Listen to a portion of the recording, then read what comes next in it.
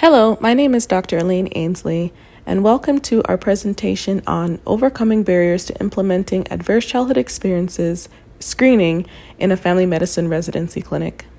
Children thrive in environments where they feel safe, stable, and bonded to their family and social groups. The Adverse Childhood Experiences, ACEs study, by Drs. Vincent, Felitti, and Robert Adna in the 1990s was the first to determine the relationship between childhood traumatic events and mental, behavioral, and physical health in adulthood. ACEs include all types of abuse and neglect such as parental substance use, incarceration, and domestic violence.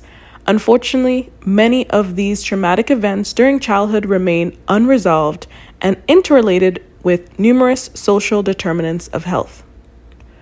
When children do experience trauma, understanding the impact of ACEs can lead to more trauma-informed interventions that help to mitigate negative outcomes. The aims of this project were to 1. Create awareness among clinic providers and the participant population about the lifelong impact of ACEs. 2. Implement the ACEs questionnaire consistently in our medical practice. 3.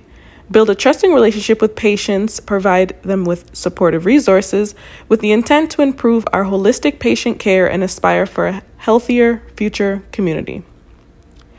Our methods incorporated the PDSA model, Plan, Do, Study, Act, for this QI intervention.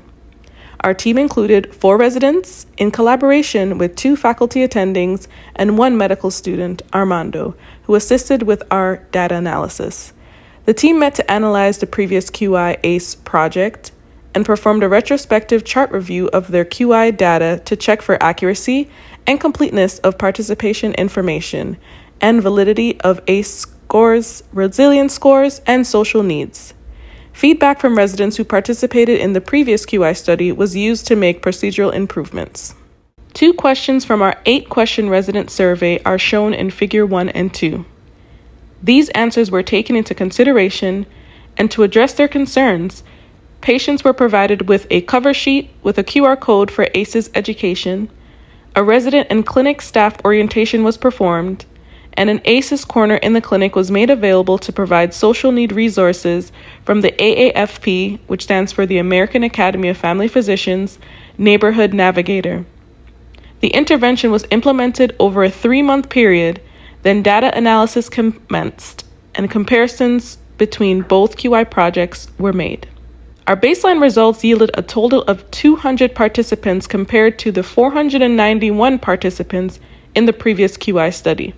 Despite the smaller sample size, 60% of our participant population completed the ACE survey, compared to 33% in the previous QI study, likely owing to improved questionnaire dissemination with the help of medical assistants. Figure 3 shows the questionnaire completion process mass from the QI project in 2021. Figure 1 shows comparisons between the ACEs project in 2020 and 2021. Identification of social needs revealed transportation and housing as the participants' greatest area of need, and transportation and financial need in the previous QI study. Social needs surveys were completed by 83.5% of participants and 9% of participants in the previous study. The deficiencies observed included patient care being limited by referral rate and type. Study compliance success was greatly attributed to informing patients of the project's intentions, which educated them on the awareness of the lifelong impact of ACEs. Throughout the 3 months, the ACEs questionnaire was consistently implemented in our medical practice. However, sustainability within our residency clinic will require behavioral health support staff. Over 50% of patients who needed social needs were provided with appropriate resources. The next steps include working to increase the percentage of clinic patients receiving the requested social need resources, acquiring behavioral health support staff, and obtaining participant follow-ups and feedback on the benefits and drawbacks of the ACEs study. Thank you for your time. Have a wonderful day.